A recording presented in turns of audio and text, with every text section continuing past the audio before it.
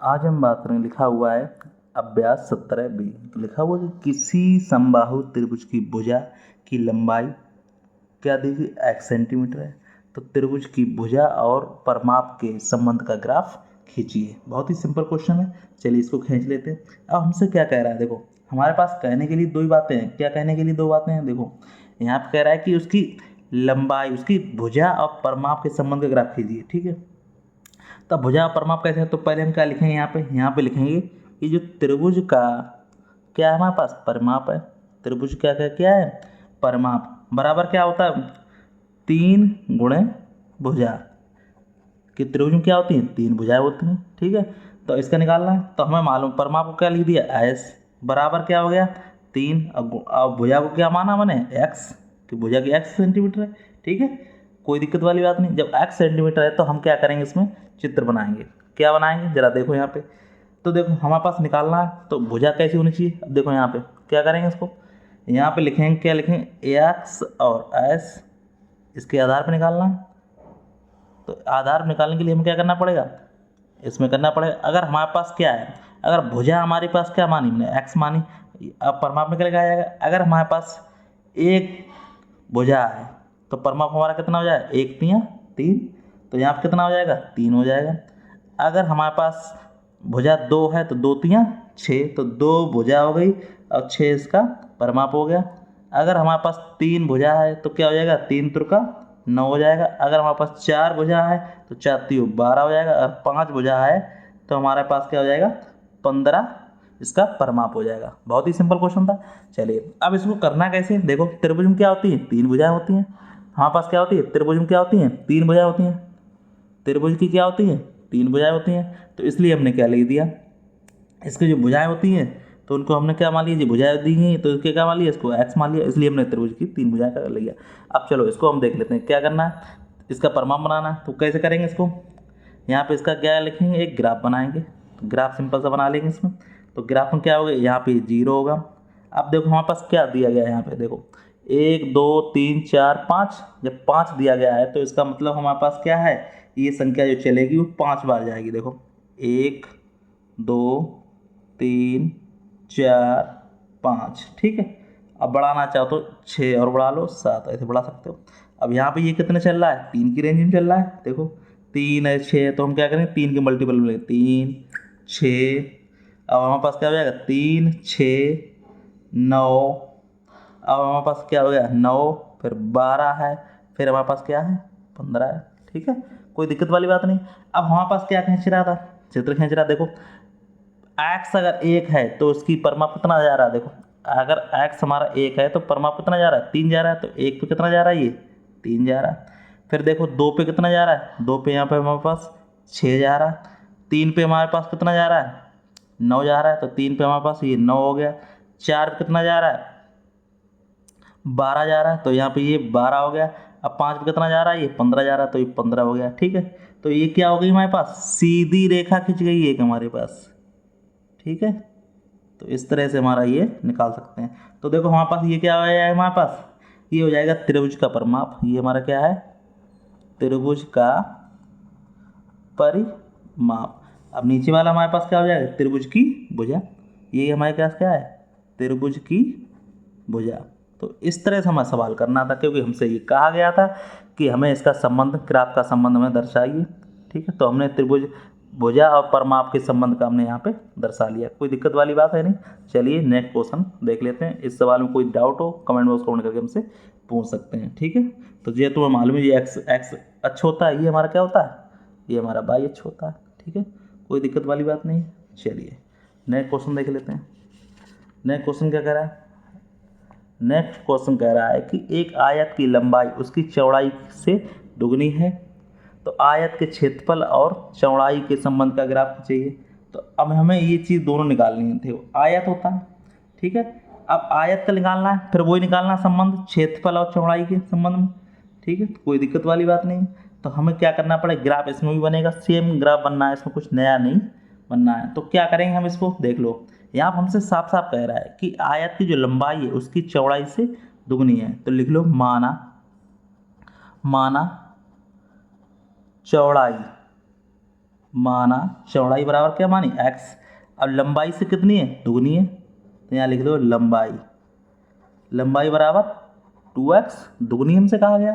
तो लिखो आयत का क्षेत्रफल, यहाँ लिखेंगे आयत का क्षेत्रफल बराबर क्या होता है लंबाई गुणे चौड़ाई। ठीक है, सिंपल सी बात है। अब क्षेत्रफल को हम क्या बोलते हैं एरिया बोलते हैं।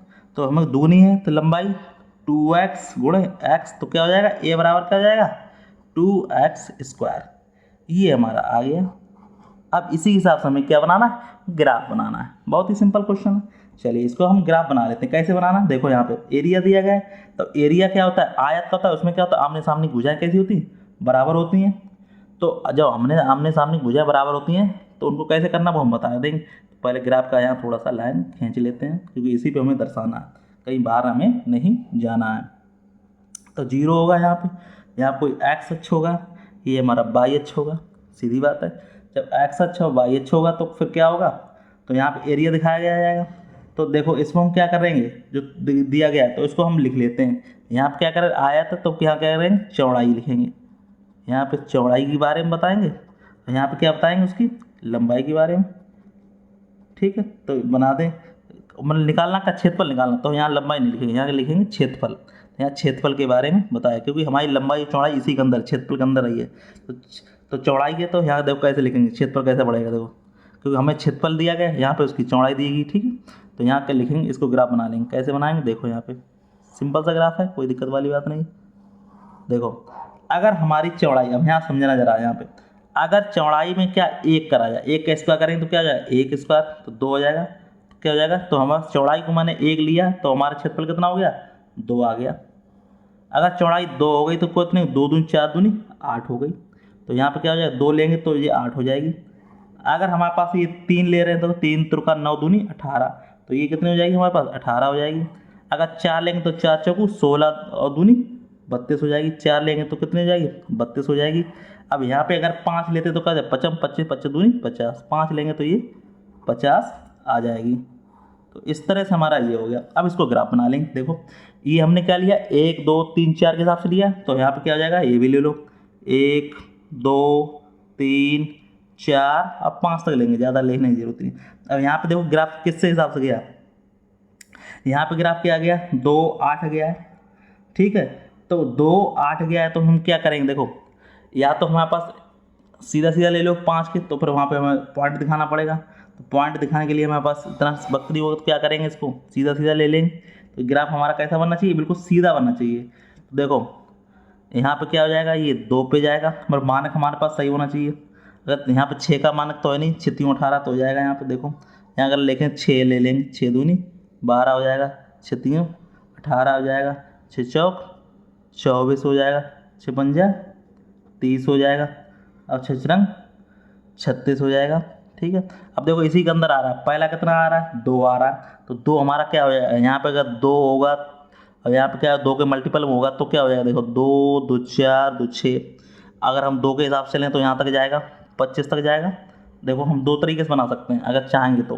कैसे, अगर हम 2 के मल्टीपल ले लें, यहाँ पे 2 दूनी 4 2 दूनी 6 2 दूनी 18, यहाँ 50 तक जाएगा, लंबा तक जाएगा। यहाँ पे ग्राफ देखना चाहते हो देख लो एक बार। अगर 2 ले लिया यहाँ पे, देखो यहाँ कितना हो जाएगा 4 हो जाएगा, यहाँ पे कितना हो जाएगा 6 हो जाएगा, यहाँ पे क्या 8 हो जाएगा, यहाँ पे कितना हो जाएगा 10 हो जाएगा, यहाँ पे कितना हो जाएगा 12 हो जाएगा, यहाँ पे कितना हो जाएगा 14 हो जाएगा। अब यहाँ बढ़ाते चले जाओ, देखो 16। अब हमारे तक 50 तक जाना तो बहुत लंबा पहुंच जाएगा, प्रोसेस ये बहुत लंबा हो जाएगा।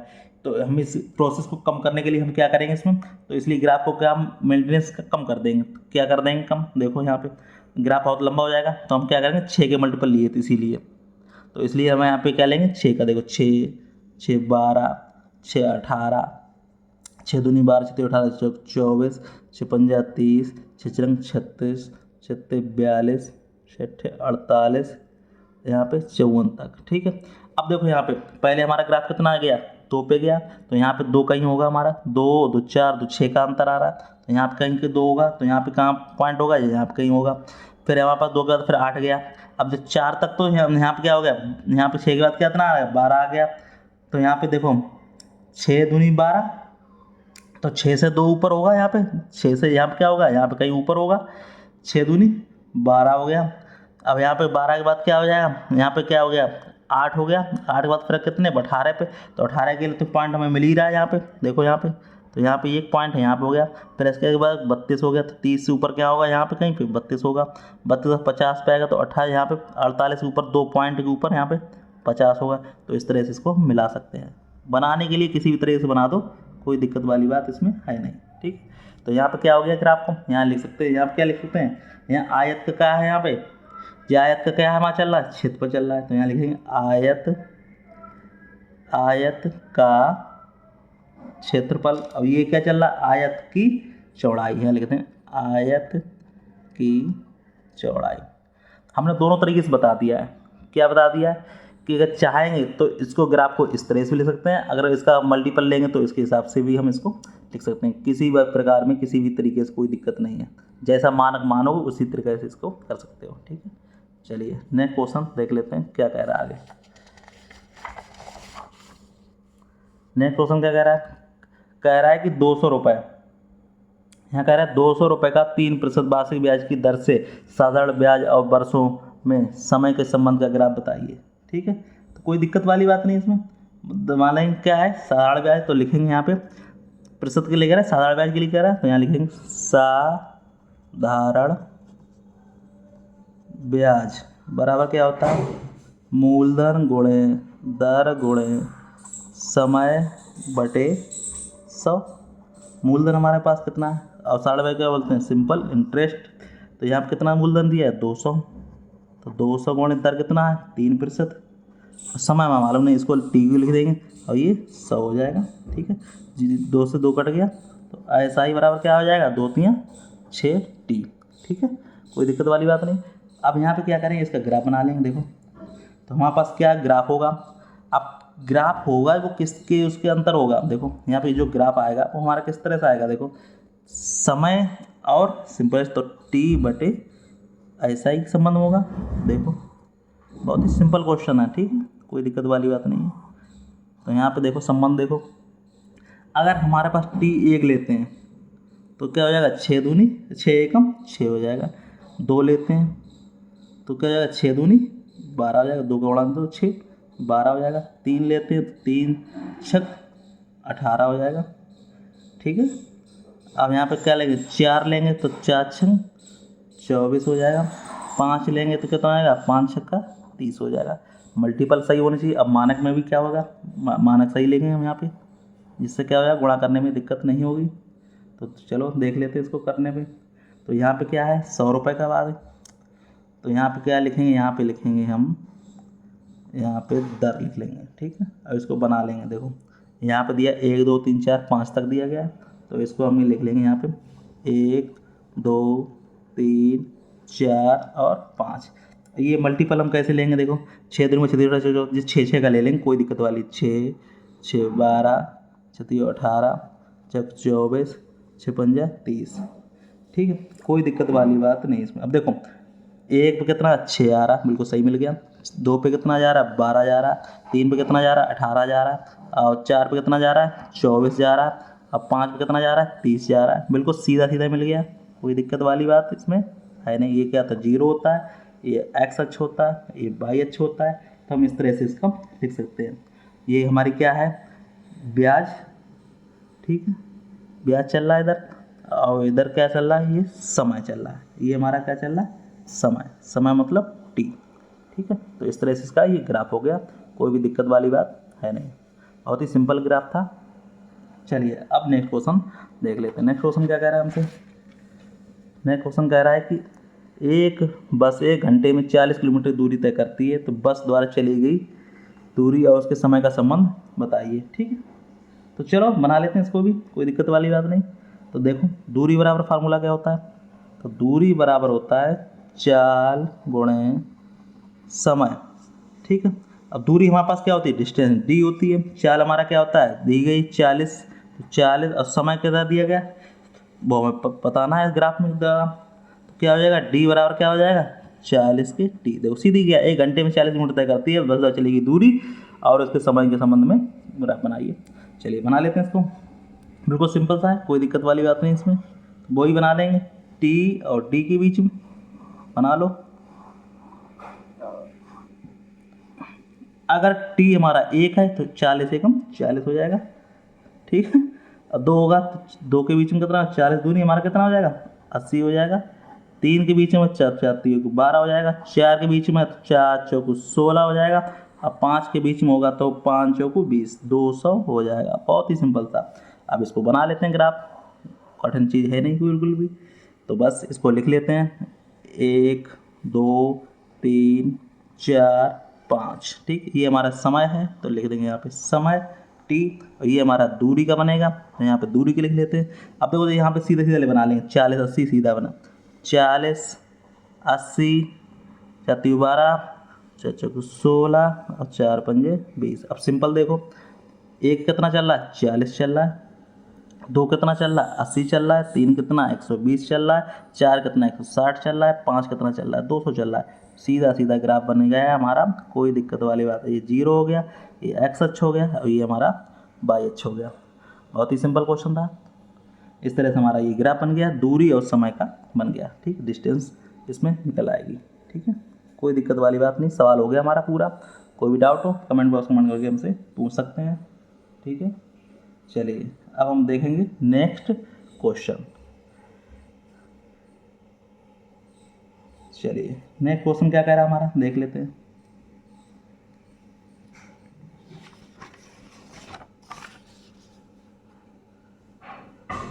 क्या कह रहा है, कह रहा है कि साइकिल सवार द्वारा नियत अंतराल में तय की गई दूरी का निम्नवत दूरी समय ग्राफ देखकर निम्नलिखित प्रश्नों का उत्तर दीजिए। अब समय दिया गया, देखो यहाँ पे ग्राफ बनाया, समय दिया गया घड़ी के अनुसार और दूरी दी गई है। अब देखो यहाँ प्रारंभ कह रहा है कि समय 2 बजे और 3 बजे और 4 बजे और 5 बजे यात्रा समय दिया गया और यहाँ दूरी दी। तो प्रारंभिक स्थिति से दूरी बताइए, दूरी हमें निकालनी है। ये दूरी दी गई, दूरी का ये ग्राफ दिया गया है, ठीक है। कोई दिक्कत वाली बात नहीं। तो देखो कैसे बनाते हैं।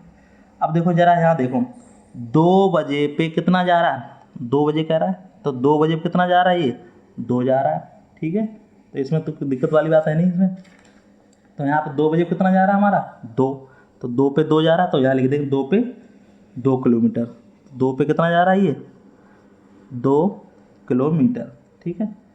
अब देखो यहाँ पे 3 पे कितना जा रहा है, 3 पे भी कितना जा रहा है, 2 किलोमीटर। यहाँ पे देखो 3 पे कितना जा रहा है, 3 पे भी कितना जा रहा है, ये 2 किलोमीटर। तो 2 पे भी हमारा कितना जा रहा है, 2 किलोमीटर। अब देखो 4 पे कितना जा रहा है, 4 पे कितना जा रहा है हमारे पास, 4 पे जा रहा है 3 किलोमीटर। तो 4 पे हमारा कितना जा रहा है, ये 4 पे जा रहा है हमारा 3 किलोमीटर, ठीक है। अब 5 पे देखो, 5 बजे हमारा कितना जा रहा है, 5 बजे। तो 5 बजे हमारा जा रहा है, देखो 3 4, ठीक है। तो यहाँ पे देखो, यहाँ पे कितना जा रहा है, ये 5 बजे जा रहा है हमारा 4 किलोमीटर, ठीक। इस तरह इसको हम निकाल सकते हैं, कोई दिक्कत वाली बात नहीं। जो ग्राफ बना है उसके अनुसार हम देख लेंगे, ठीक है। तो चलिए अब हम देख लेते हैं आगे का प्रोसेस। तो क्या कह रहा है, उपयुक्त ग्राफ देकर साइकिल सवार द्वारा यात्रा के दौरान आराम करने का समय अंतराल बताइए। तो आराम हमें कितना किया, 2 और 3 के बीच में किया। तो हम क्या लिखेंगे समय, देखो तो 1 घंटे का जो आराम है तो लिखेंगे 1 घंटे का आराम है, वो कितने किया है, वो किया है 2 और 3 बजे। देखो यहाँ पे क्या है, दूरी जो स्टेशन के बराबर में है, ना ऊपर गया ग्राफ ना नीचे गया। तो यहाँ क्या लिखें, 2 और 3 बजे के बीच, 2 और 3 बजे के बीच उसने आराम किया, ठीक है। तो 1 घंटे का आराम किया उसने, कितने बीच, 2। देखो यहाँ पर ग्राफ कैसा कांस्टेंट बना हुआ है, 2 और 3 के बजे के बीच आराम किया। तो इस तरह से हमारा ये यहाँ पे सवाल हो गए। तो इस तरह से हमारा चैप्टर पूरा हो गया। तो इस तरह से चैप्टर क्या हो गया, ये दी एंड हो गया। कोई भी डाउट हो पूछ लेना। तो इस तरह से चैप्टर क्या हो गया, दी एंड हो गया। फिर मिलते हैं नेक्स्ट वीडियो में। तो धन्यवाद, आपको वीडियो अच्छा लगा, वीडियो को लाइक शेयर जरूर करें।